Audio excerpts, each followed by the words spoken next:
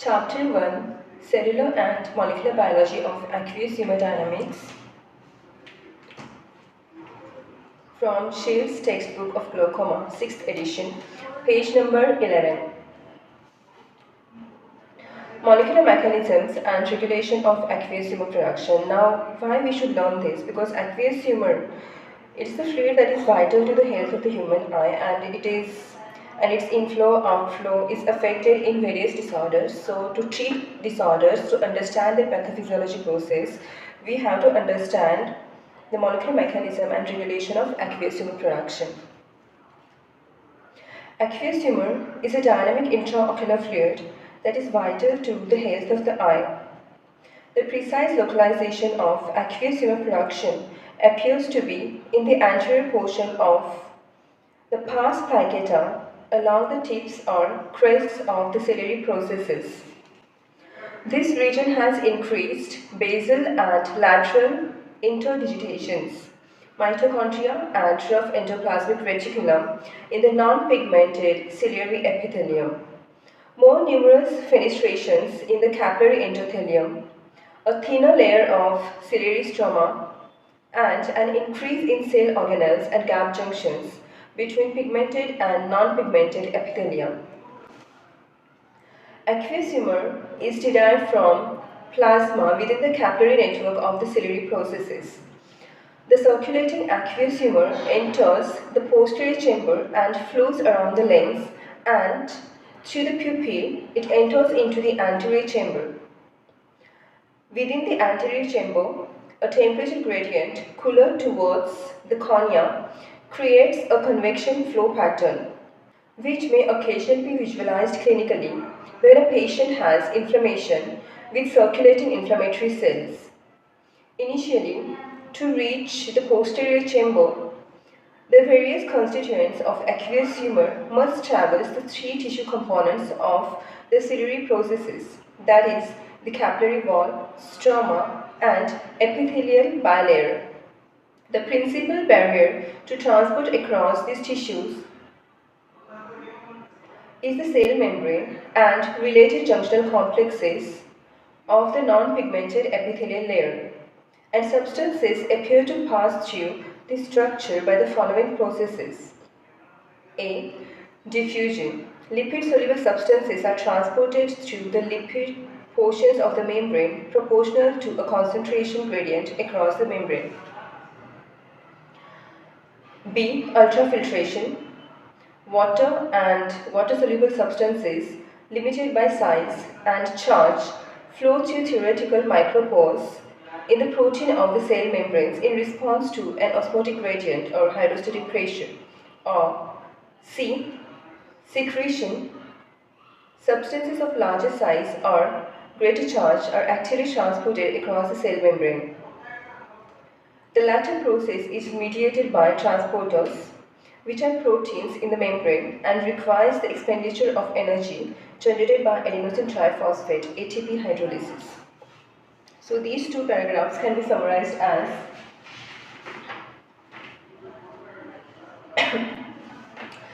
so aqueous humor normodynamics is vital to the health of the eye, and that's why we have to learn this. Then where the aqueous humor is produced, it is produced at the, or it is secreted at the anterior portion of the pars plicatum along the tips of crests of the ciliary processes. It comes from or derived from the plasma within the capillary processes. It has to cross three barriers to enter posterior chamber. First barrier is capillary wall, second is stroma, and third is epithelial layer. So this plasma that's going to form the aqueous humor, it has to cross the capillary wall and stroma, and these are these two barriers are not effective barriers. The plasma can easily pass through the capillary wall and stroma, and also through the non-pigmented epithelial, also through the pigmented epithelial cells, and it is stuck at the zonula occludens of non-pigmented epithelial cells. These are the tight junctional complexes.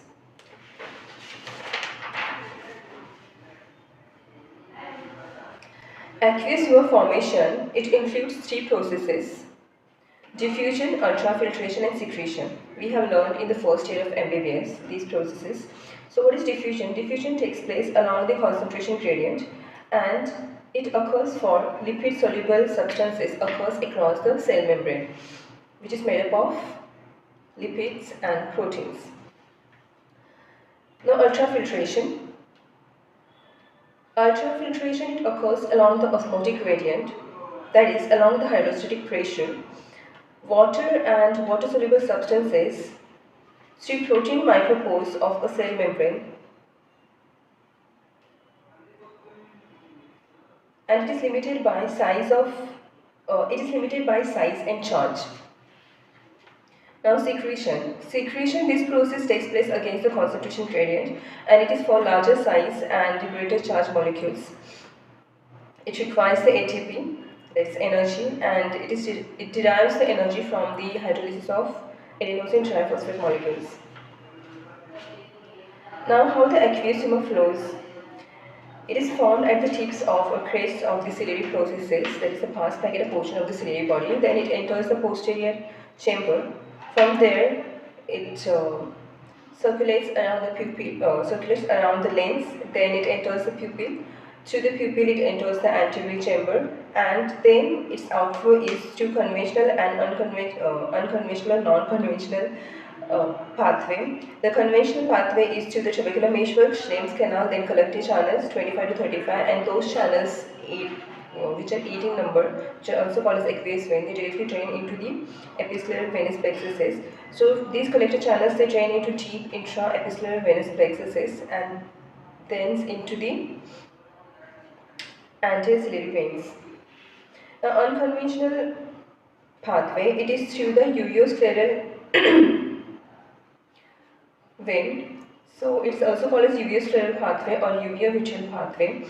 It passes to the anterior face of the ciliary body and enters the suprachoroidal space, and from there it drains into the choroidal veins. And other pathways are anterior face of vitreous and to the endothelium of cornea.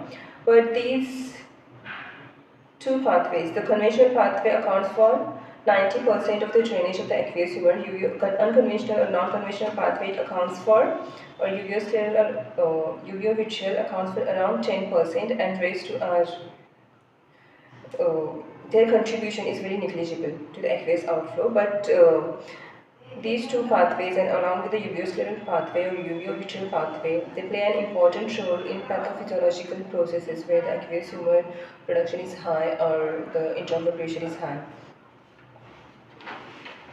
They may play important or significant role in aqueous humor drainage in such conditions. Now, what is convectional current? Convectional current. This convectional current, it is because of the temperature gradient across the anterior chamber, because the cornea is placed anteriorly near which comes in contact with the water. So the aqueous humor there is cooler, and near the iris it is warmer. It's because iris is rich in vascular supply. So near the cornea the aqueous flows downwards, and near the iris the aqueous flows upwards, but it is not visible. It becomes visible in cases of inflammation, where the particulate inflammatory matter we can see on the slit lamp having that convectional or revealing that convectional current of aqueous flow.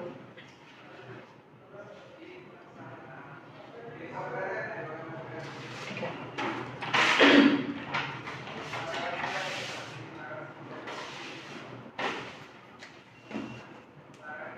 Basic physiologic process. Okay. Basic physiologic processes. The following simplified three-part scheme describes the basic physiologic processes involved in aqueous humor production. Accumulation of plasma reservoir. First tracer studies suggest that the most plasma substances pass easily from the capillaries of the ciliary processes across the stroma and between the pigmented epithelial cells before accumulating behind the tight junctions of non-pigmented epithelium. This movement takes place primarily by diffusion and ultrafiltration. Drugs that alter perfusion of the ciliary blood vessels may exert their influence on intraocular pressure at this level. Then second is transport across blood-aqueous barrier.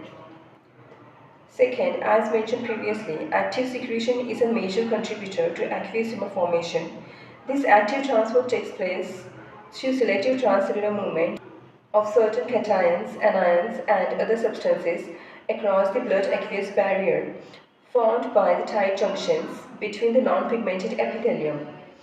The process of aqueous humor secretion is mediated by transferring sodium chloride from the ciliary body stroma to the posterior chamber with water passively following. This secretion occurs in three steps by uptake of NaCl, that is sodium chloride, from stroma to pigment epithelial cells by electron-neural transporters by passage of sodium chloride from pigmented to non-pigmented cells through gap junctions, and finally by release of sodium and chloride through sodium-potassium activated ATPase and chloride channels respectively. At the first step of sodium chloride secretion, rabbit in vitro studies demonstrated that paired activity of sodium, hydrogen and chloride bicarbonate antipodes may be the dominant mechanism in the pigmented epithelium. At the opposite non-pigmented epithelial surface, release of sodium through sodium-potassium activated ATPase with the accompanying release of chloride through ion channels is enhanced by agonists of A3-adenosine receptors, A3-ARS. These mechanisms were confirmed in vivo in a mouse model that shows that inhibitors of sodium-hydrogen antipodes lower intraocular pressure, and that A3-AR, that is adenosine receptors, agonists and antagonists raise and lower intraocular pressure respectively. Carbonic anhydrase mediators that transport of bicarbonate across the ciliary epithelium through a rapid interconversion between bicarbonate and carbon dioxide. Bicarbonate formation influences fluid transport through its effect on sodium, possibly by regulating the pH for optimum active transport of sodium.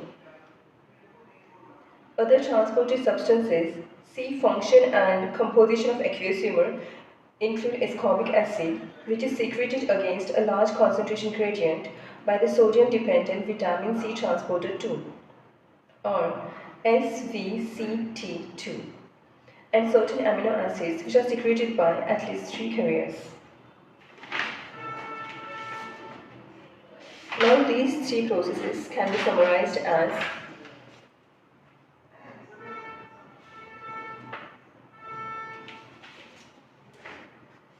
accumulation of plasma reservoir first, transport across blood aqueous barrier second, third is osmotic flow. So this is the basic physiological processes of aqueous humor production. So first is accumulation of plasma reservoir. The most plasma substances, they pass easily from the capillaries of the ciliary processes through the stroma and through the epithelium, and they get accumulated at zonula occludens. These are the tight junctions of non-pigmented epithelial cells behind which the plasma reservoir accumulates. Now second is transport across blood aqueous barrier.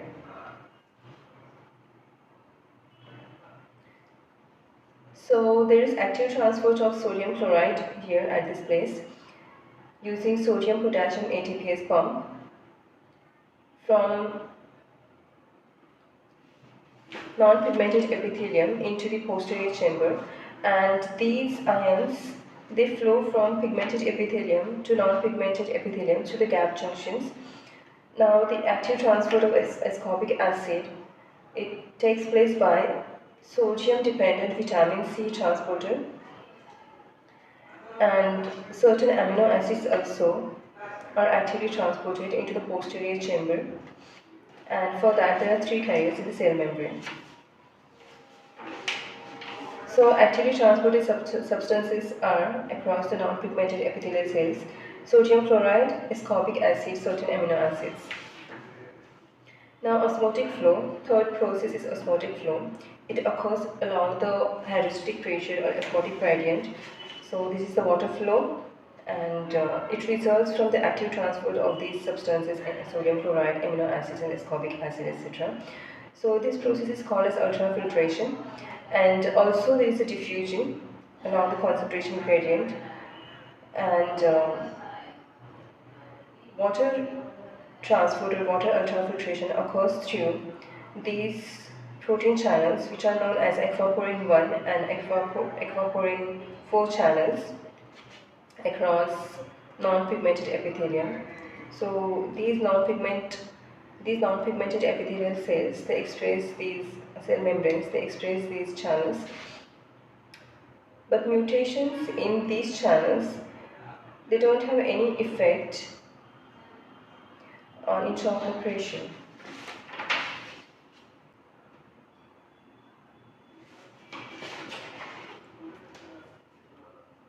The rate of aqueous humor production.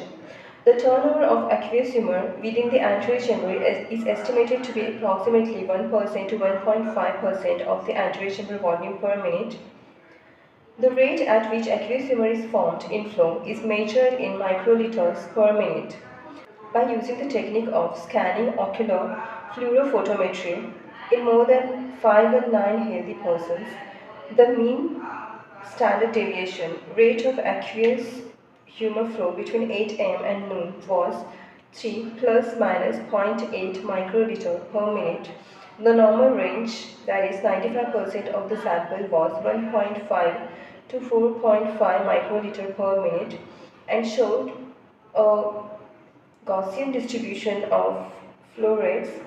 In 490 persons, the afternoon flow rate decreased to 2.7 plus minus 0.6 microliter per minute, while the mean rate in 180 persons between midnight and 6 am was 1.3 plus minus 0.4 microliter per minute, with a range of 0.4 to 2.1 microliter per minute.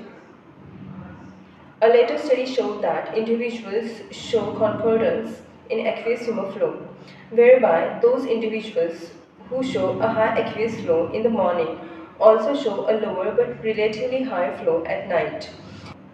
These changes in aqueous humor flow throughout the day reflect a biological pattern also known as circadian rhythm.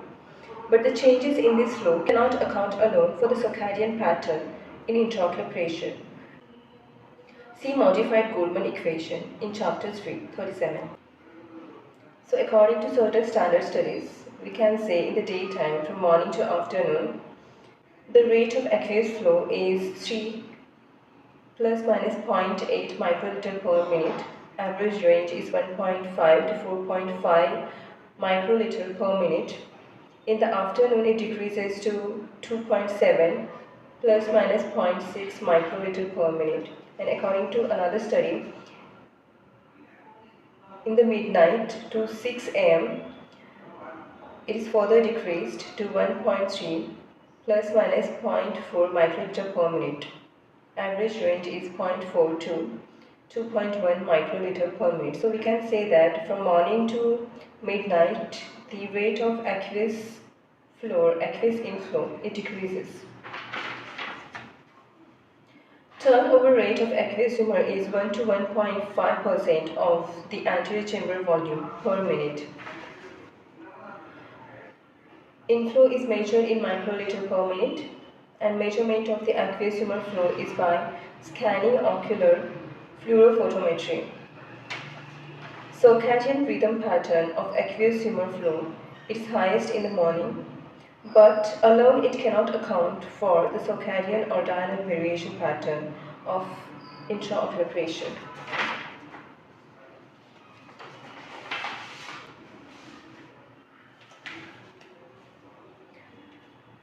Circadian rhythm of aqueous humor flow. As noted above, there is a circadian rhythm of aqueous humor flow in humans, with rates during sleep being approximately one half of those in the morning. The mechanisms that control this biological rhythm are only partly understood and cannot be overcome entirely by light, ambulation, or activity level. The hormonal basis for the dynamic fluctuation in the rate of aqueous humor flow, or circadian rhythm, in humans is not completely understood. The strongest evidence suggests that physiologic changes in the level of circulating epinephrine available to the ciliary epithelia are the major driving force. Topical epinephrine has been shown to stimulate flow by 19% during the day and by 47% during the evening. Norepinephrine has also been shown to stimulate flow, but not as effectively as epinephrine. In patients who have had surgical adrenalectomy, a normal circadian rhythm of aqueous humor flow persists. In patients with Horner syndrome, where there is reduced or absent sympathetic innervation on one side, the circadian flow pattern is maintained. Systemically administered melatonin, hormones related to pregnancy, and antidiuretic hormone also do not appear to influence the normal circadian rhythm of the flow. The effect of corticosteroids is more complex in that exogenous corticosteroid appears to augment the effect of epinephrine-mediated stimulation of flow. So this paragraph can be summarized as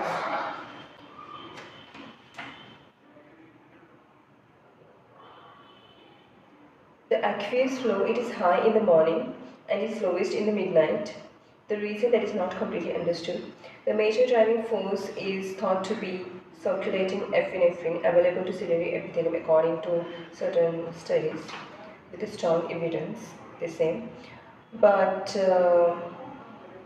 certain disease conditions in which the topical certain disease conditions in which the epinephrine level is altered, in proportion to that the intraocular pressure or aqueous humor flow is not altered. So, effects of hormones or drugs on aqueous flow. First, topical epinephrine. It increases the aqueous flow by 19% during day and 47% during evening. Norepinephrine does the same, it has the same effect, but not as effective as epinephrine in increasing the aqueous flow. In adrenalectomy, there is decrease in the epinephrine and norepinephrine levels, but still the circadian rhythm of aqueous flow is maintained. Also in Horner syndrome, where there is decreased epinephrine or norepinephrine on one side or both the sides, still the circadian rhythm is normal, it is maintained.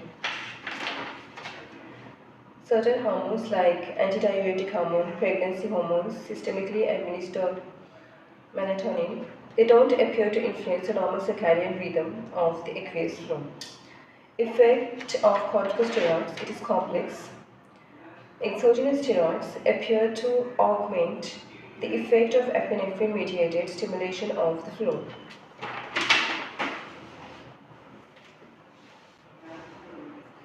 Other factors influencing aqueous humor flow. Other factors influencing aqueous humor flow. Aqueous humor flow is also reduced in patients with diabetes mellitus regardless of type. In myotonic dystrophy, the relative hypotony has been attributed to both reduction in flow rate and enhanced uveoscleral outflow route through the atrophic ciliary muscles. This causes a decrease in inflow, possibly related to a disruption in ciliary epithelium. Aqueous humor production can be reduced with inflammation, uveitis, and by cyclodialysis. In comparison, other factors influencing aqueous humor flow. Aqueous humor flow is also reduced in patients with diabetes mellitus regardless of type. In myotonic dystrophy, the relative hypotony has been attributed to both reduction in flow rate and enhanced uveoscleral outflow route through the atrophic ciliary muscles. This causes a decrease in inflow, possibly related to a disruption in ciliary epithelium. Aqueous humor production can be reduced with inflammation, uveitis, and by cyclodialysis. In comparing different types of glaucoma, there are Similar aqueous humor flow rates in patients with normal tension glaucoma and healthy persons. Patients with ocular hypertension showed flow patterns similar to those of healthy persons during the morning hours, but the intraocular pressure and resistance to outflow values were higher in patients with ocular hypertension. In patients with pigment dispersion syndrome, aqueous humor flow rate was slightly higher than in control participants because of the larger volume of the anterior chamber in the patients than in the controls. In patients with chronic open-angle glaucoma (COAG), aqueous humor flow during the sleep was higher than in controls. With aging, there is a decline in aqueous humor production, 2.4 to 3.2% per decade after 10 years of age. There appears to be a trend of lower flow in women than in men, but this may be related to small differences in the size of the ocular structures. An elevation of IOP was once thought to be associated with a decline in aqueous humor production, which was referred to as pseudo-facility. But it is now understood that aqueous humor flow is pressure insensitive. The osmotic stress of drinking 1000 ml of water, that is 1 liter of water, is associated with a significant increase in aqueous humor flow after 90 minutes. Caffeine does not have any clinically significant effect on aqueous humor flow in the normal human eye. The pharmacologic agents that reduce aqueous humor flow in the treatment of glaucoma are discussed in section 3. These agents include the beta-adrenergic receptor antagonists or beta blockers, the non-specific adrenergic and selective alpha-2 adrenergic receptor agonists, and the carbonic anhydrase inhibitors. So these 4 paragraphs on factors influencing the aqueous flow can be summarized as: there are factors and substances and situations in which the aqueous flow is altered. So we'll study them now. The conditions in which the aqueous flow is decreased are: first, diabetes mellitus, irrespective of its type. Second is myotonic dystrophy. So in myotonic dystrophy, what happens is atrophy of the ciliary muscle, so uveal scleral outflow is increased. Also, altered ciliary muscle epithelium, there is disruption of the ciliary muscle epithelium, so there is decreased production or secretion of the aqueous humor. In inflammations, for example iridocyclitis, there is decrease in the aqueous inflow or secretion. Trauma, cyclodialysis. Aging, after 10 years of age, it decreases by 2.4 to 3.2% per decade. In women, the aqueous inflow rate is less than men, maybe because of the slight difference in the size of ocular structures. The pharmacological agents which decrease the aqueous humor and aqueous secretions are beta blockers, alpha-2 agonists, and carbonic anhydrase inhibitors. Now the substances or the conditions in which the aqueous flow is increased are pigment dispersion syndrome, PDS, maybe because of the larger volume of anterior chamber.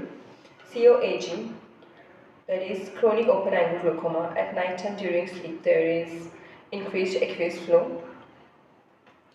Drinking 1000 ml of water, that is 1 liter of water, after 90 minutes we can see there is increased aqueous flow. Conditions or substances which has no effect on aqueous humor flow: caffeine, normal tension glaucoma, ocular hypertension. In ocular hypertension during daytime there is no effect on the aqueous humor flow. The increase in the IOP, it is because of the resistance to the outflow, but inflow is normal.